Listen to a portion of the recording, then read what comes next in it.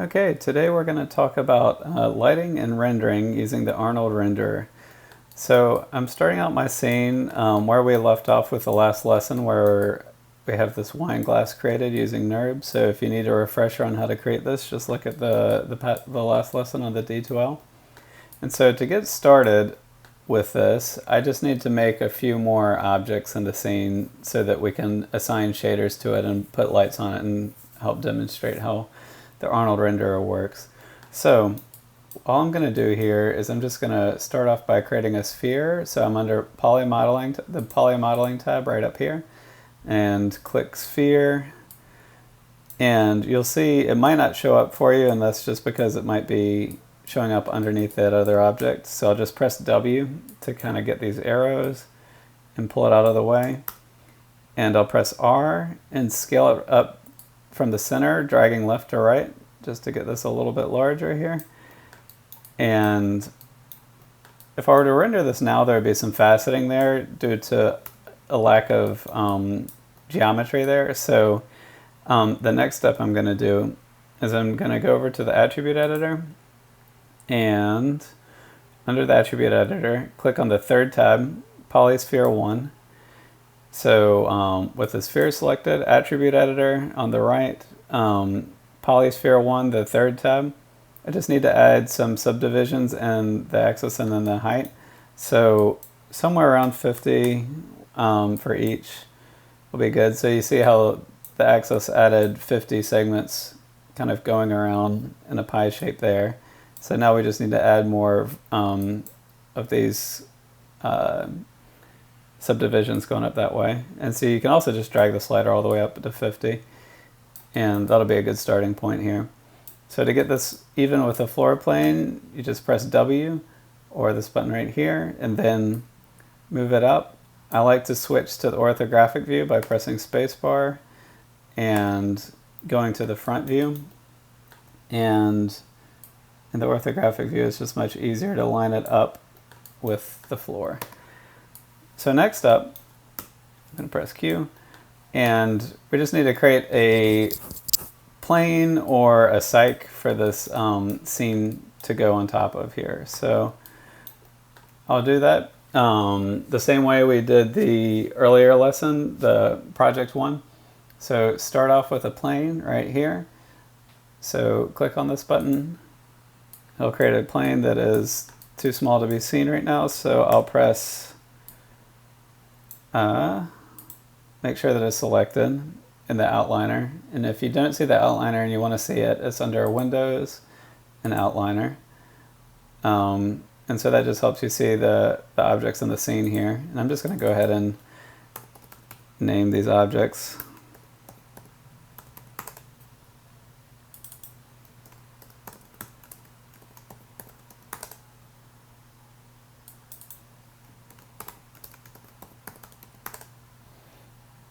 So for the cyc, I'm just going to scale it from that center scale tool there, dragging left to right.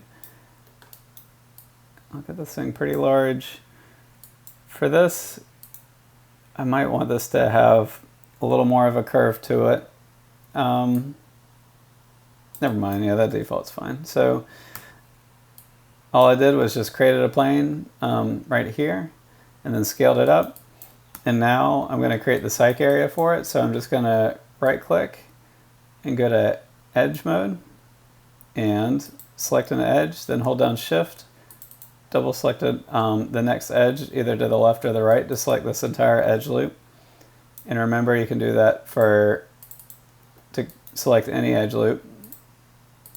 That also works for faces, but we're just going to select these outside edges. And then hold down Control on your keyboard to deselect. And when you hold down Control, this minus sign should show up on your cursor. So I'm just going to hold down Control to deselect, and I'm just going to deselect, kind of drag to select left to right a box to kind of create a deselection there. And now we're ready to extrude. So I'm going to go over to the modeling toolkit and extrude here. Pull it up. And so this is an important step that I see a lot of people miss here. So you want to extrude it, but you want to add some subdivisions here along the height, and that's actually pretty important. So, or very important. So we're just going to add divisions by looking in this box right here. The divisions word here, just hold your cursor over it, click, and then that left to right arrow should show up, and you just drag left to right to add or subtract more subdivisions there. So once that's ready, press Q to get out of extrude. Now we're going to right click, go to object mode, and last step here is I just need to smooth it. So you can press, if you have the modeling toolkit, smooth is right here. You can also find it right here. It's the white box with the orange box coming off the top right with the multiple subdivisions in the orange box. So for this, I'm just going to press it once. Maybe for final render, I might smooth it again just to make sure that this little region right here is fully high resolution. You can kind of see how it might start faceting there. So there could be a good argument for smoothing it twice here. So I'm going to just smooth it once so that the renders in this demonstration don't take too long. So Arnold lighting. So far with lighting, I've showed you the Maya render. This time we're going to use the Arnold render. And so the first thing we want to do is, well, the first thing I'm going to do is on the shading mode here, I'm going to just change this so that it's got wireframe on selected, so that there's always a wireframe showing on this.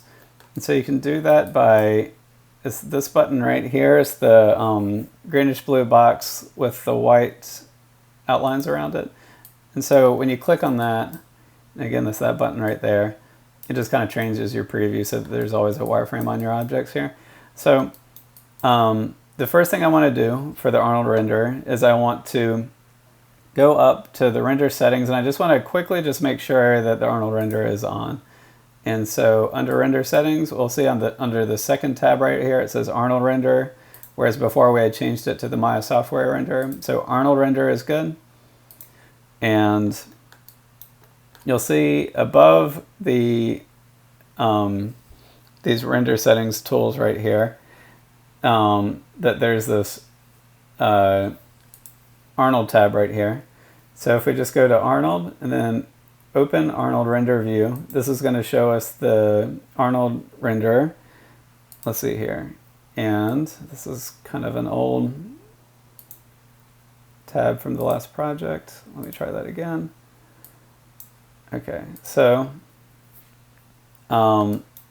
this window should come up. And so I'm scaling this box. If it shows up small and out of the side like that, I'm just pressing Option and then the middle mouse button, and then holding down Option and doing the right mouse button, dragging left to right to scale it up.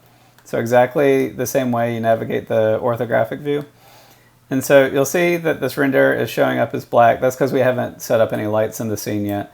And so you want this to say perspective shape, so that just means that we're going to render from your perspective view. If you add a camera into your scene, you'll want to just go down to this tab and change to the camera tab. And the main button you want to concern yourself with is this this red button, this stop button and then a play button, depending on if it's rendering or not. And so that just starts and stops the render. And so this Arnold render view, it renders in real time when you're rendering, which is really helpful here. And so we'll see that in progress here as we work. So the first thing we want to do is I'm going to show you only two lights here. It's we're going to show the Arnold. So go up to the top, Arnold lights. And then I'm going to show you the area light, and then later the sky dome light. So the area light behaves the same way that the area light worked over here before, right in that first assignment, create lights, area lights. Or it behaves differently, or sorry, it looks the same in that it's got that box, and then that green line there is pointing in the direction that it's aiming. And it kind of works a little bit like a spotlight, except for that if you scale it up, that's how you change the light radius rather than doing a slider. So a small light like this will cast hard shadows, and then a large light like this will cast soft shadows. And so I'll just quickly position this real quick, and then I'm going to make this a little small. And so when I render right away, not much is going to show up. And so this blue bar right here is showing that it's thinking about it. And so the screen's basically still black.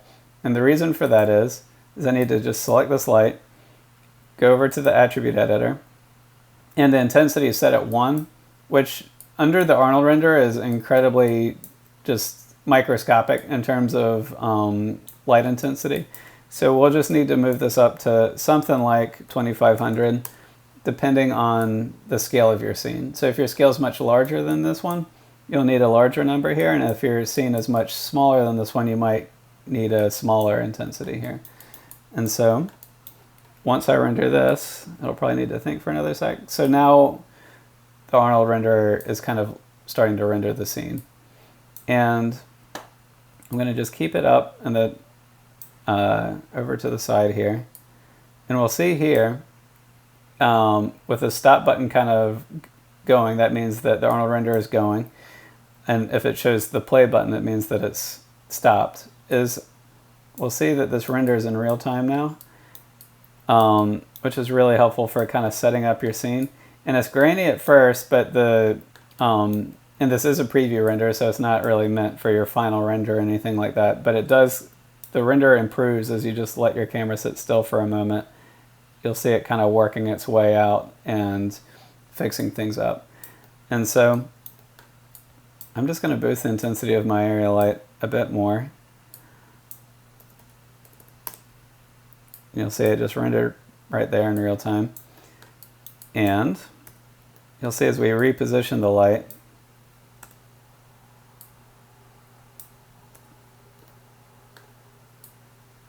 that it makes the changes as we do it. And so if your render's looking like this, where it's a little blown out, that just means that the light's a little too close to your scene.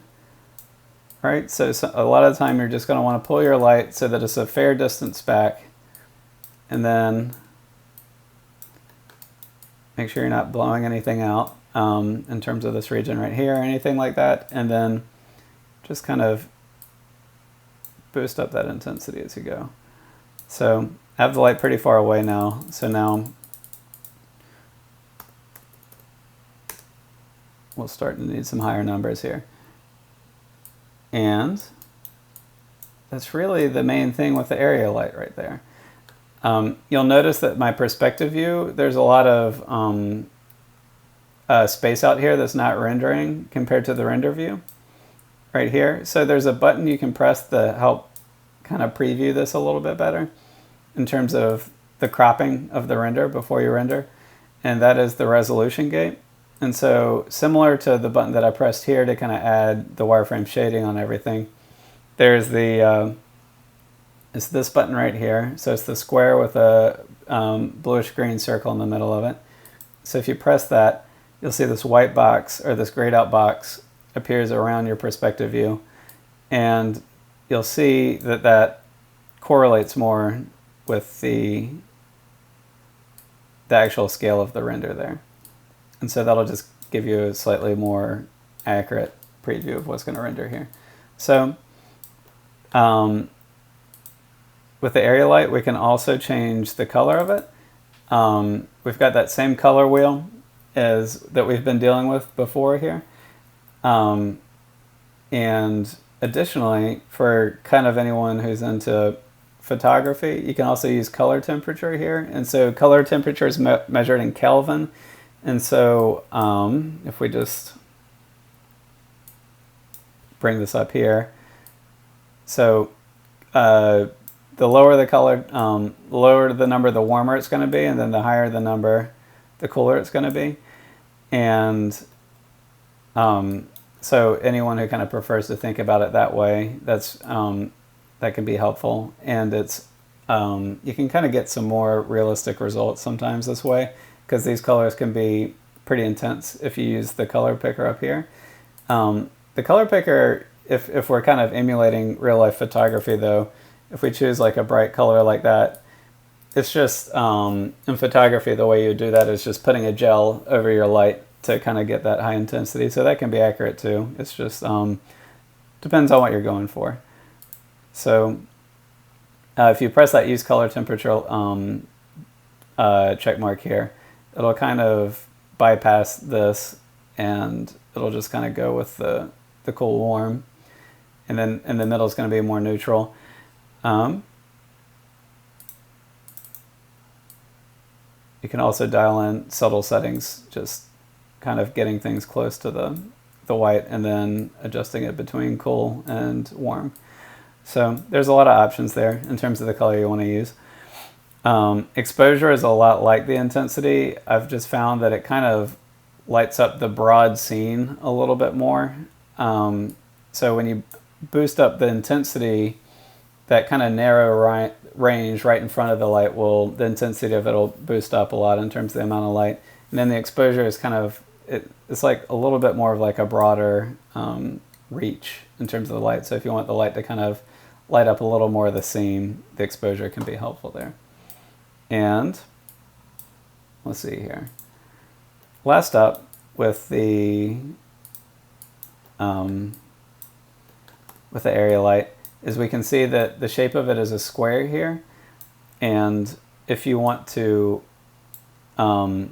experiment with different shapes here, we can also just kind of make it a disc. And so the reason you might want to do this is this light will show up in reflections within objects. And so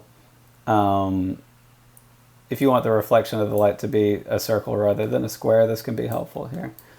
And then the very last thing I want to demonstrate, and so again, that's just right below color intensity, exposure, color temperature, and then right beneath that is the light shape, and that's where you can change that. So the last thing is just kind of going over the scale, right? So, or the light radius. So with the small light radius, we have these, again, it's thinking about it here, relatively hard shadows right here. And so if I want softer shadows, just scale this up. And it'll take a moment to render.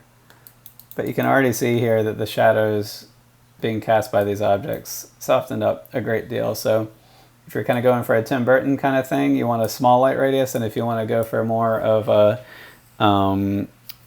fashion shoot or any kind of commercial kind of lighting, or just kind of, you know, what's usually regarded as quote-unquote pleasant lighting, the larger light radius will be good there. So that's the area light, and I'm just going to go ahead and delete it here as I demonstrate the HDRI light, or the sky dome light. So the sky dome light is the next light down under Arnold, Lights, and then sky dome light. And I'll leave that up for a moment here. And so what that's going to do is it's going to create a large sphere that goes around the entire scene. And that sphere is going to project light onto the scene from every direction here. And eventually what we're going to do is we're going to project a photograph, a panoramic photograph, onto it. And then that panoramic photograph is going to become our light. It's going to project light onto our scene. And so the lighter areas and the sky dome light are going to project light, and then the darker areas will not project light. And it's particularly useful because in reflections, the sky dome light will render and appear, and so it's going to make our reflections look way more realistic than they normally would. So this is a super helpful tool. So without further ado, lights, Arnold light, sky dome light, and this will show up.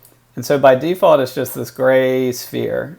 And so if we rendered right now, it would just be as if gray was being projected onto the image from every direction. So it's going to take a second to think about it. But we can see here that gray is just being cast onto our scene from every direction. So the next thing we want to do is we want to project an image onto that sphere here. So the way to do that is to make sure to select the sky dome light. So you can see it here in your outliner, AI sky dome light 1, or you can just select it like that in your perspective view. And what you want to do is you want to go over to the attribute editor and go to this tab right here, that middle tab that says AI Skydome Light Shape 1, and it's got that A right there. And under color, we're going to change the color from gray, which is the default, to the image which we're going to attach. And so keep in mind here that you'll want to, on the D2L, make sure that you import the images, the HDRI images here. So on the D2L, under videos and lessons, and we scroll down, there should be, oh, that's right. Underneath videos and lessons, it's under HDRI map library right here. And you'll see there's these different HDRI maps that I've made available to you here. And so download those onto your computer. And you can kind of choose whichever one you want. You're only going to need one, but I recommend downloading all of them because these are all pretty different. We have a church, we have some kind of more standard interiors right here. We have a forest, an industrial space, a studio space, and then a sunset and a field. And so there's some good options there. And what you want to do is download them into your download folder or onto your desktop. And then on the project folder, you'll want to download it into your source images folder. And so right now I am working off of my external hard drive, which is usually not a good idea. But for this demo, I'm just doing that. So table demo is the name of my project. And then under source images right here, I downloaded my HDRI images into here. So you can see them all right there. It's under source images within my project folder. So that's where we're going to navigate here in a moment. So with those images downloaded into your source images folder in your project folder, go over to color, and then there's this checkerboard button right here. And so this checkerboard button, what it means is when you click it, you're telling Maya, instead of using a color or the slider here, what I want to do is I want to attach my own image for the color. So I'll press this checkerboard button, and then this will come up. And all you'll want to do when this menu comes up is just click on this fourth from the top, this one that says File right here. So it's the mountain with the sun over it, the greenish background right there. So just click on File, and that'll be under 2D textures here as well if it navigates to something like this by mistake or something like that. It's under 2D textures, and then it's the fourth from the top. So File, and this is what we're going to be using the vast majority of the time whenever we see this window. So File, and you'll see this all that happened here is this just turned darker gray, the sky dome. So not much has changed right now. And so what we need to do is we need to go over to the right, and there's this little gray folder here next to image name.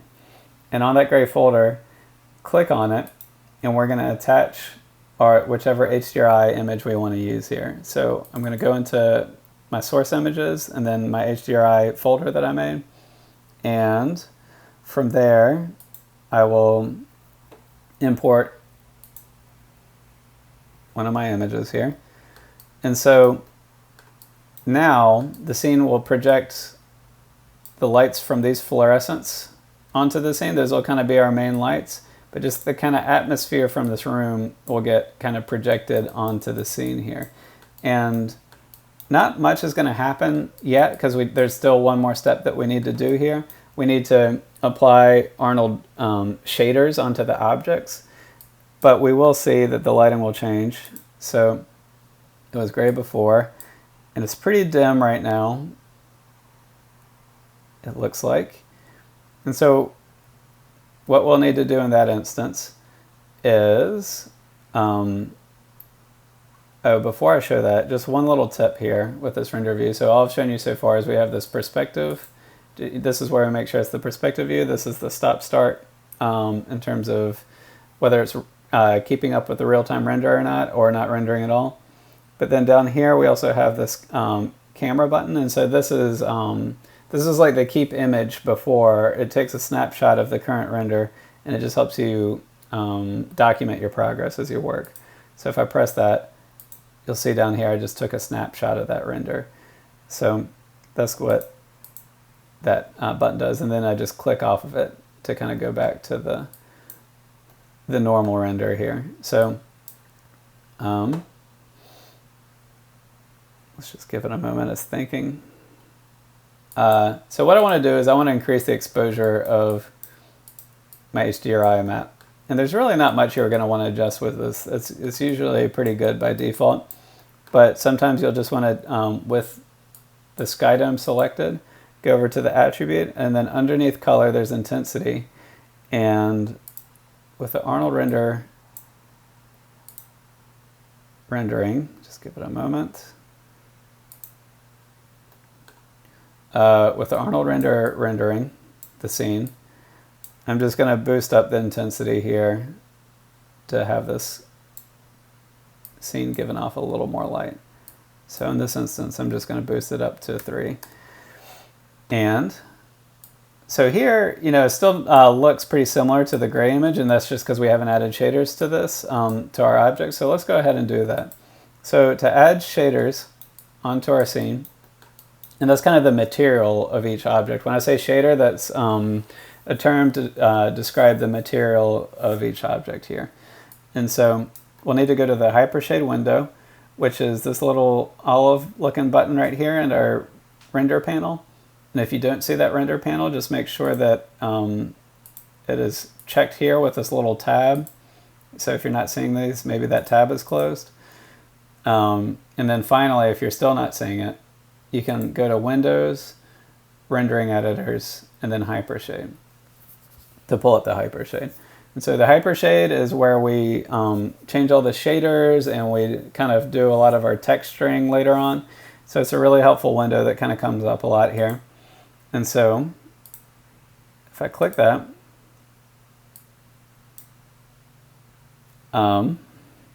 we get this window. So this is our Hypershade. So the way the Hypershade works is, if I can just drag this out a little bit, there we go, so up here in this top window, these are the materials that we have in our scene. And so these are all the defaults that will kind of just show up when you kind of create objects in your scene. And so Lambert is the name of the Maya shader that comes standard on every object when you kind of create a sphere or anything like that. And it's a matte finish, and there's kind of no shine to it, and there's not a whole lot you can adjust with it. And so that surface is found under Maya, Surfaces, and then Lambert. So that's where you find that, and that's how you create another one. So creating a new surface, let me just clear this out. So in order to create a new surface, we're going to want to just close down that Maya tab. We're not going to use it here. We're going to go down to the Arnold tab, and we're going to go to Shader, and just click on that first tab under Shader. So just right on Surface there, or on Shader, either one works. And we're going to scroll down until we see AI Standard Surface. So AI Standard Surface is the one we're going to want to use. And so to kind of create a new shader, all we need to do is click on it, and then it'll show up here. So I'll click on that, and it shows up here. And you'll see here that we have the attribute editor for it up to the right. You might see a little, oops, sorry about that. Just trying to drag this back into its spot. There we go. You might see like a little preview button up here, or window, where it's kind of like a weird spherical shape. And what that is that is helping you preview what the material is going to look like when it's put on the objects. So mine is closed down simply because when I was giving a demonstration, I wanted the people in the back to be able to see the property editor here. So your screen might look a little different than mine, but the property editor should be over to the right here, and so that's where we kind of change the attributes. So the first, and this section right here we're going to go over a bit later. So the first thing I want to do is I just want to, with this AI standards surface, I just want to rename it. And so I'm going to create 3 of them, 1 for each object, and rename it for each object here. So this first one, I'm going to right click and then move down to rename. It's kind of on that bottom box there. And I'm going to name this one glass. And now I'm just going to create under, in this box right here, under Arnold shaders, I'm just going to create 2 more AI standard surface shaders. So I'll just click on this once, and then once more, and we'll see 2 more kind of popped up here. So I'll name the second one glass, or sphere. And then this last one background, or psych, or plane, whatever you feel like calling it. And so we kind of have our 3 shaders here. So take note that when I select each shader, they kind of outline in yellow right there, so that's how you can tell which shader is selected. And what I'm going to do is I'm going to assign these shaders to the different objects. So there's 2 different ways to do that. The first way is if you just hold your cursor over the shader up here in the hypershade, and then with your middle mouse button, you just click and hold your middle mouse button over it, and then holding the middle mouse button, you drag it on top of the object you want it to be assigned to, and then you just let go. You see how it turned darker gray there? That means that we assign that material, that glass shader, to that object. So that's the first way. The second way is we can select the object, and make sure you're in object mode so that the object highlights green like that. And what you'll want to do is move your cursor over to the hypershade without clicking on it with the left click. You'll just, because it'll deselect, you see how it kind of deselected.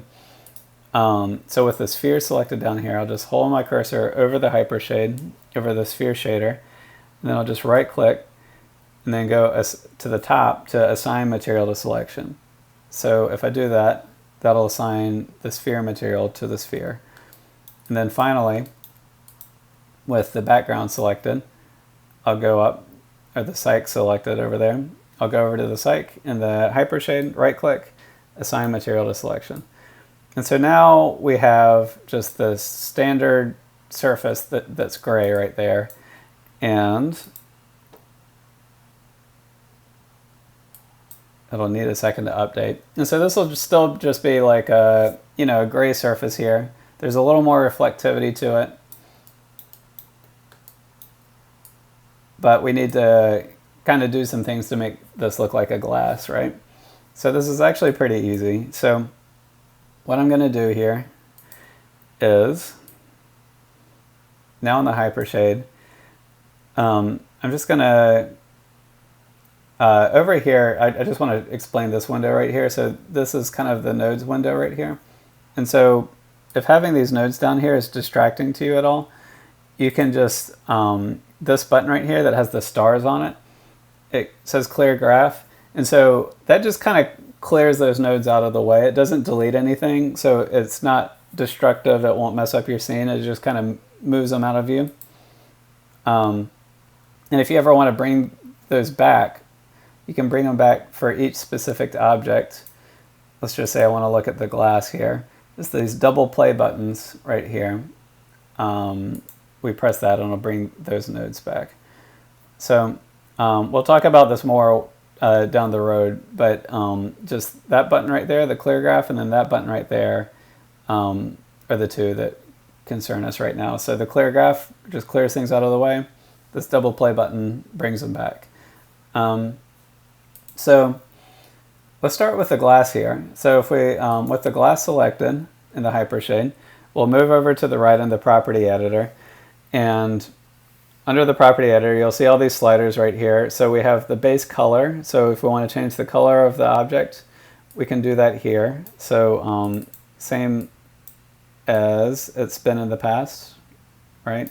So we can kind of change that, and then the specularity here.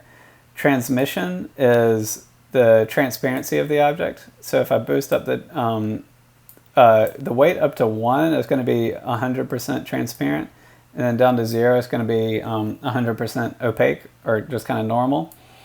And so if we boost it up to here, it'll be, it's hard to see in this, oh yeah, let's just do this one. So we'll see here that the object is becoming transparent once it renders. And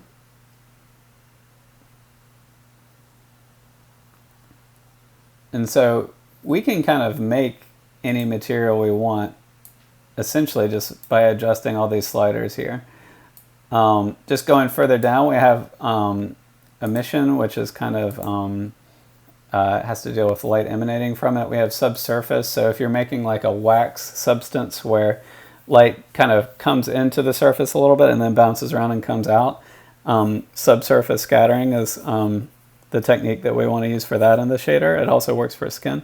So there's all these controls here, and fortunately for this, we don't really need to go into these too much, because in the top right, we have this presets button.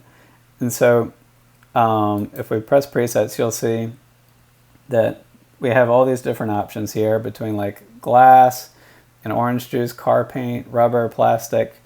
And a lot of these presets are really, really good. And so this can be a good place to start here. So we have the glass selected.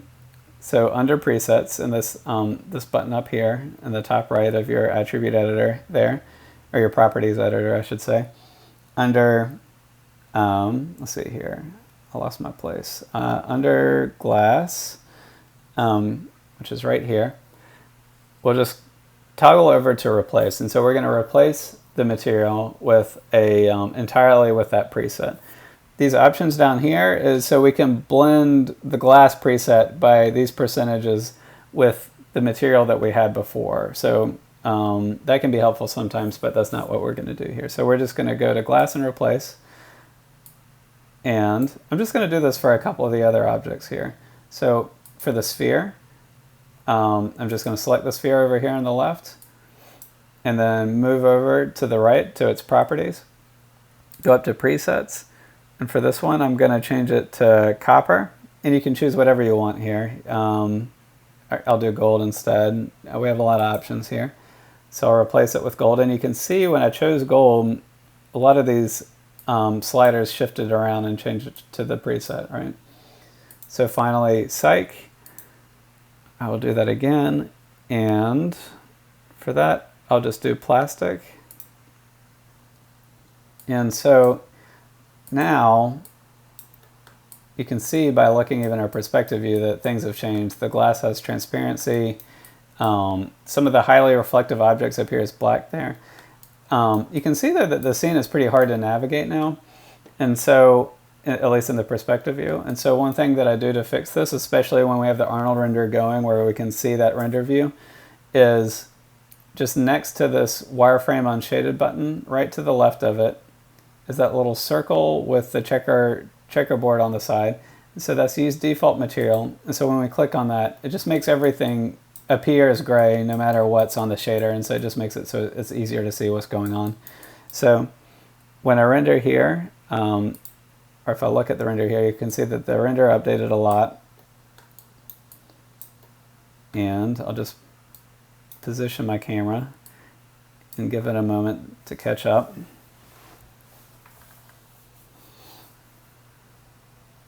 And you can always just kind of check with this blue slider right here to kind of see the progress.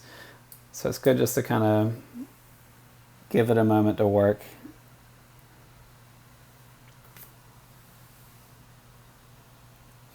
And so looking at this render as it's kind of coming up, if we look at the gold material on the ball here, we can see, since it's a reflective object, we can see that HDMI or HDRI map kind of projecting onto it. And so that's kind of the biggest part that HDRI map adds to the scene, is that it's kind of creating this ambient lighting so that it helps us kind of make it appear as though these objects are appearing within that room.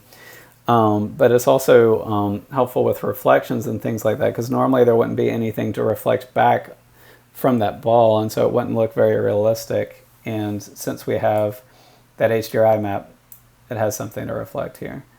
So it's almost done. And so just kind of once that progress bar goes, things will just kind of start to go a little more smoothly here. So I can kind of move the scene around and see what things look like from different angles. And one thing that I recommend is not to just only do the HDRI map, so that area map that we did before. I think it can be good, or it is good to add those back into the scene to complement the sky dome light here. So I'll go back to Arnold, Lights, Area Light, press W to get it to show up, just move it into position. And so we could add like a 3-point light scheme to this if we want. Whenever I do a 3-point light scheme, I like to start with the main key light and really make sure that I adjust it and get it perfect before adding other lights into the scene. But for this, I'm just going to do one light. And remember that the intensity needs to get boosted up a good amount.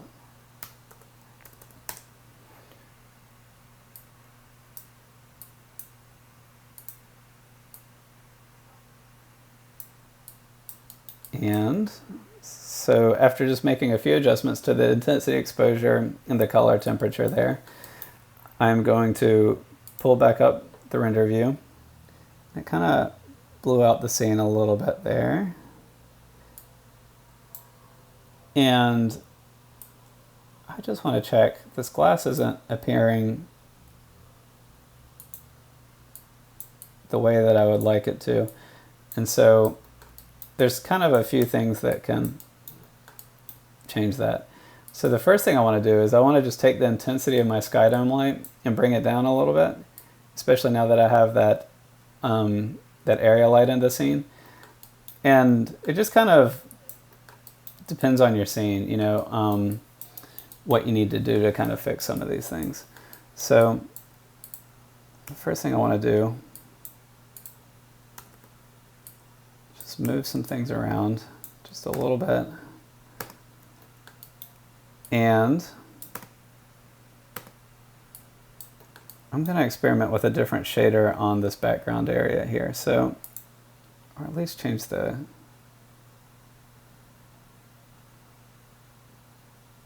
color of it.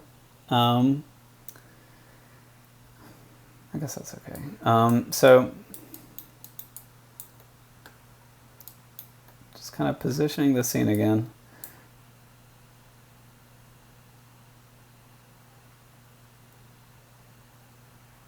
I'm going to check my hypershade here. And that's a lot of what this is we're just kind of going in and we're making adjustments to things as we work here. So I'm selecting on my glass, and I just want to make sure that I had the right preset selected there before. So I just go over to presets and go over to glass, replace. Oh, I remember what I did. Shoot. Okay, so there was a step that I missed here. And so that's why my glass was appearing a little strange. And what's going on there is that the transmission under the transparency, the weight was set all the way at 1. So it was entirely transparent.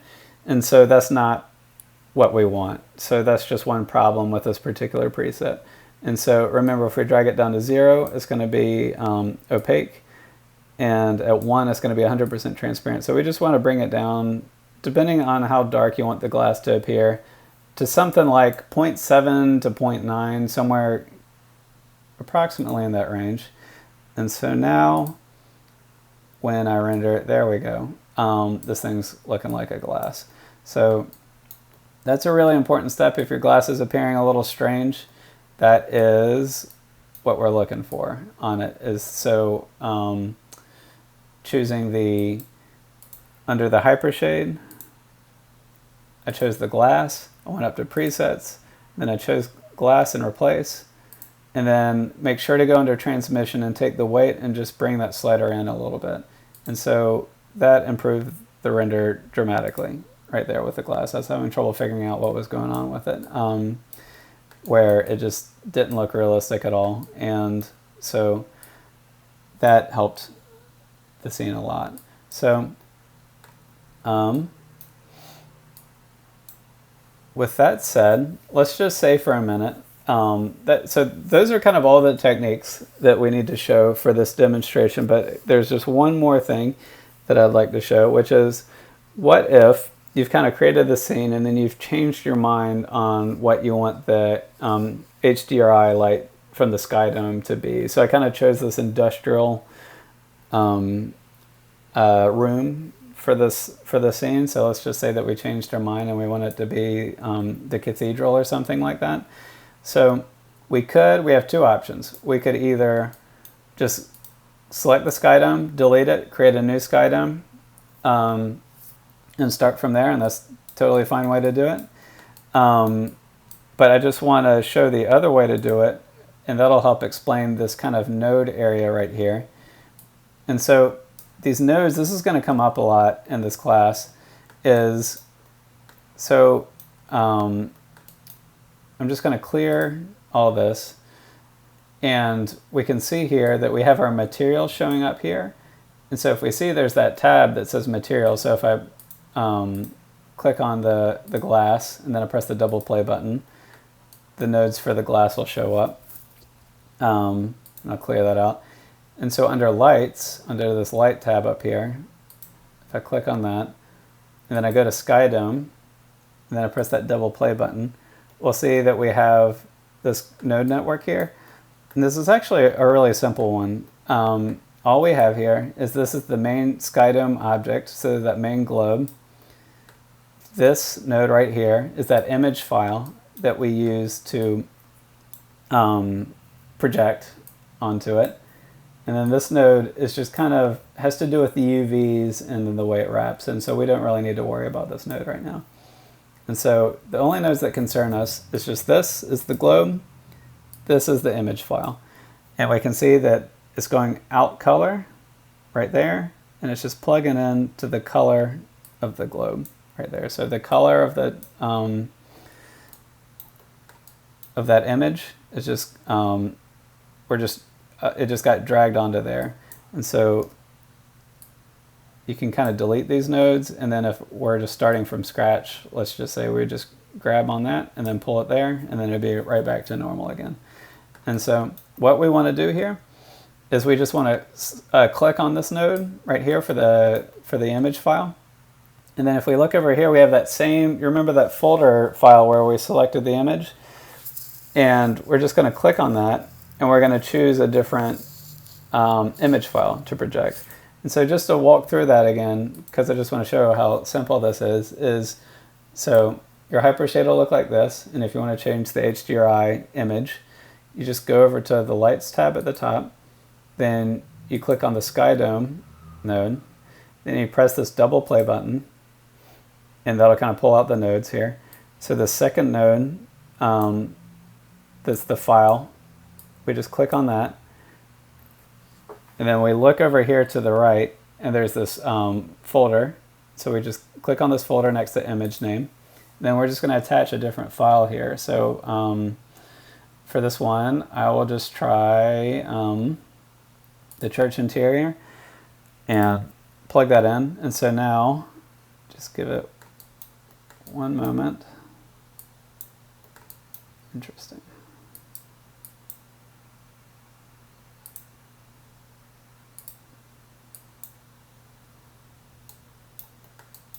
Let's see if that works. There we go. So it's interesting that it still kept its name from before. So that's just something to keep in mind. I guess we could rename it. Oh,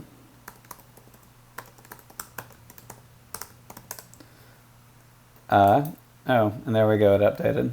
Strange. So anyway, I was thrown off a little bit because this that didn't change along with it. But if we look here, it did change. And so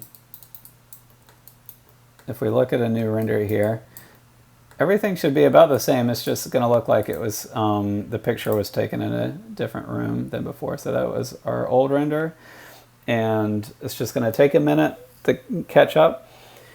So sometimes you'll get this wheel here because there's kind of a lot of new stuff for the computer to compute. One thing I'd recommend is when making these larger changes, if you just press the stop button to kind of stop the render and then press play again to kind of get the render going again. That'll help out avoid that kind of that wheel that we had there. So we have this new render here, and we'll see that it just kind of looks like the picture was taken in a different environment. We can see that the reflections from the ball are starting to kind of come in from that cathedral as well as in the glass. And we can also see on the side of the glass here, and this little section of the ball right there, that's our area light that we created reflecting back. So the lights that we create in Arnold also kind of come in the reflections here. And so as this blue progress bar kind of does its thing, we'll see that this render starts to clear up.